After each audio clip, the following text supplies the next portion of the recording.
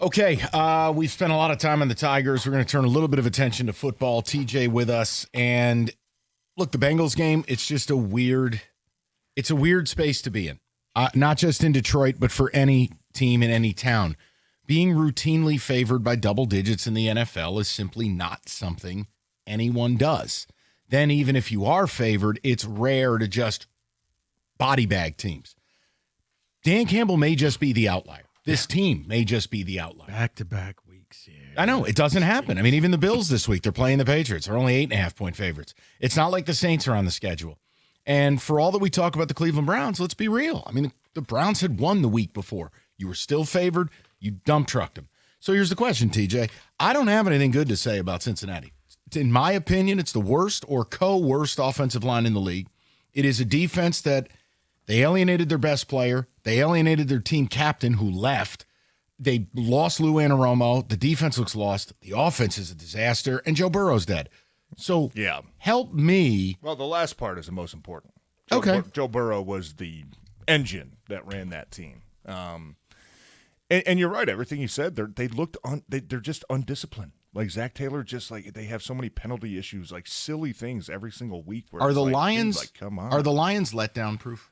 Yeah, I think so. I mean, they've earned that title. They don't care. I think even Jared mentioned earlier in the week that like you don't really look at records. You watch the film and you see what you're going up against. And Cincinnati, the talent that they have, certainly doesn't look like a bad team. And still they're 2-2. Like this is kind of a crossroad for them, right? If they can feel like they're in desperation mode. They've got to press and makes them kind of dangerous. But yeah, when you look at it, I think their defense, certainly not as good as what you saw last week in Cleveland. Different style. Do they have some players that can hurt you? Yeah. Obviously, Trey Hendrickson, Lions fans are familiar with. He's been a name we've been talking about for 2 years now about, hey, let's go get him, man. He leads the leagues in sacks every single year. He can be a problem if you let him loose. And even Jeremy mentioned in the update Taylor Decker being questionable. He's been questionable for a couple weeks now. Shoulder. But if this is a week where, Taylor – isn't ready, what does that offensive line look like? I don't know. Do you kick Pineda left tackle? Do you get Manu some reps? But they certainly have guys defensively that you have to respect. And, Mike, going back to your original question, like Dan Campbell still finds ways to make sure they don't overlook anybody. And we've seen that throughout the past 2 years now where a trap game, a bad Tennessee team, a bad Jacksonville team, a bad Cleveland team, like could that be a trap spot? And they go out and just blow the doors off of everybody. I don't really expect that this week. I think it's going to be a little bit low-scoring game just because of some of the pieces that DJ Reed's going to be a big miss on that defense. Like I think that this kind of has more of the makings of a 27-17, 27-20 type of game to me. Really? But yeah, it does. Because, see, I kind of see it like last week where they just go out there and keep scoring and keep scoring. Well, you're going on the road, so I think it's more of and you put up 38 against Baltimore, which, it's a Monday night game. The adrenaline's kicking a little bit different. Right, but see, I see a Lions takeover game. If you're a Bengals fan, are you really going to go watch this? Probably not. You're selling your ticket to anybody from Detroit. Yeah. I mean, this is Detroit's chance for this week to take over the entire state of Ohio. We beat Cleveland Sunday. We beat Cleveland, Northern Ohio yesterday to wipe them off the face of the earth. Let's go to Seattle. Let's go to Cincinnati and just conquer the entire state. That's how I look at it. Which I think the Lions aren't going to have problems, but I do think Cincinnati is going to be in desperation mode, which could make them a dangerous team. Yeah, I look at this as this is just dead man walking. Their offense, you're right though, Mike, with their O-line, it's unbelievable. It's putrid. I mean, you look at the 31st ranked team averages 80 yards a game on the ground. The Bengals average 50. That's 30 yards less than the next ranked team. Normally you're like a yard and a half, maybe 2 yards out of the next spot. They're 30 yards a game away from just being the 31st ranked offense. And then there's when they go to pass. Browning steps back to pass. Yeah. And let's try that again. Yeah. I think the biggest challenge for the Lions, nobody gets hurt. So let me ask you a question. Two players, one I'm concerned by, one I'm confused by. Fair? You want concern or confusion first for the Lions? I don't like being confused. Give me the concerned one. Terion Arnold.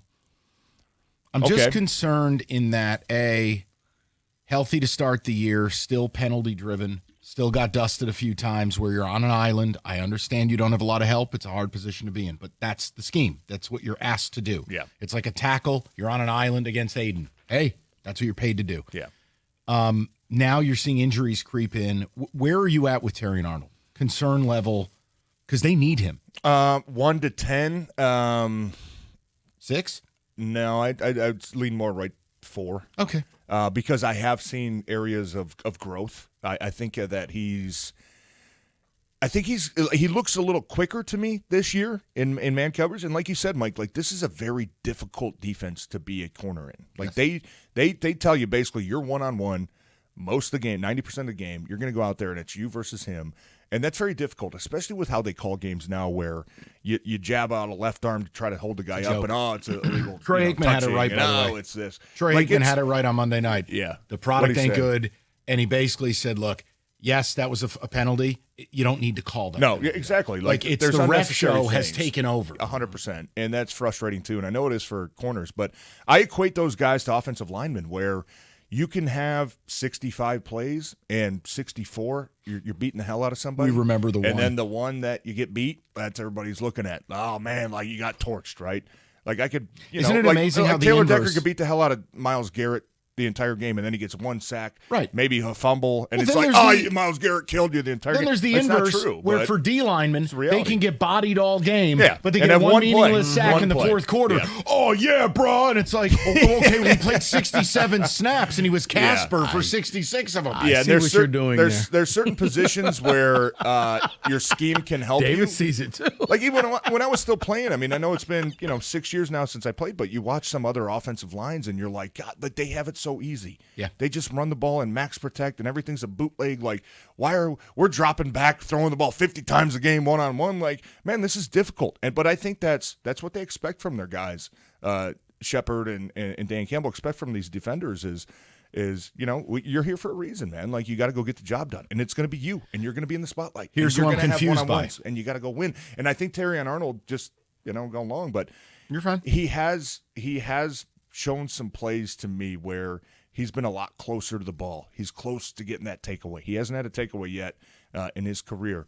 Obviously, being banged up on the other side with DJ Reed, going to miss. It's just pretty significant amount of time. It seems like Terion's going to be the guy that I think other quarterbacks, when they're standing there waiting for the snap, they're going to probably see where you're at. You're going to get tested, but with that comes an opportunity to go improve. It's also he's very handsy. He's got to watch. He's physical, but I think that's why they like him. I mean, he's physical, he's sticky. Like, he reminds me of? Go back to it too. Like some of the penalties you look at, even the one against Baltimore. I know I'm going back a couple weeks now, but oh my God, DeAndre Hopkins, where he drew the defense DPI.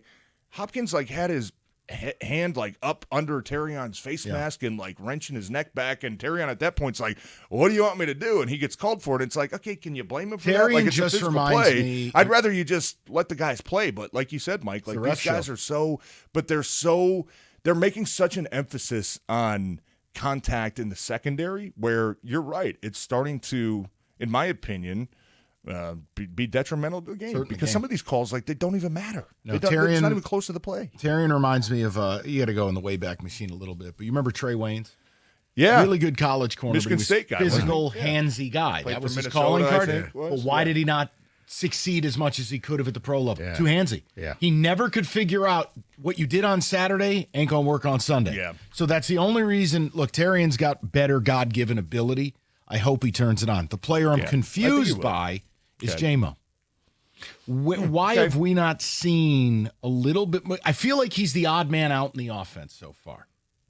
Obviously, he had the drop against Cleveland, but I want to see him a little bit more involved. Yeah, no, I agree with that, but I think there's just too many mouths to feed. Yeah, exactly. You nailed it. I don't think this team game plans for one guy. And if you're going to game plan for one receiver, who are you going to game plan for? It's Amon-Ra. No, but right. It's why I kept telling everybody, Tesla's going to, guys, Tesla's the fifth option. There's still time. Yeah. Okay. He has ability, but right now, right, you're going to take away balls from Amon-Ra? No. Yeah. Or Laporta, who's made some really clutch catches over the middle of the field. Or Gibbs out the backfield. I don't think you go into the game thinking like, oh, we have to give Jamo 10 targets. If it works out that way because Amon-Ra's attracting all the coverage, then that's the way the game's going to go.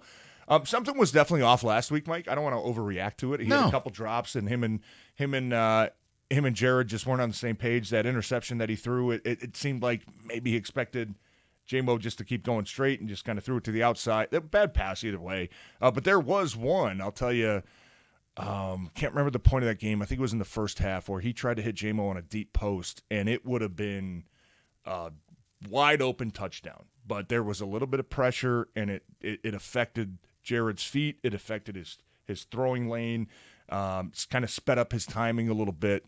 That threw him off. But I think Jamo is exactly what we think Jamo is, where if you can go get us 3-4 catches and be explosive and be that guy that's threatening downfield, that's a big part of why this offense is so good at the underneath routes. And it's such a big reason of why Amon-Ra draws a lot of one-on-one coverage, because it's like, okay, Jamo's got the speed on the other side. We have to pay attention to that. So maybe you lean off of Amon-Ra a little bit, and now that you give him more space to work with.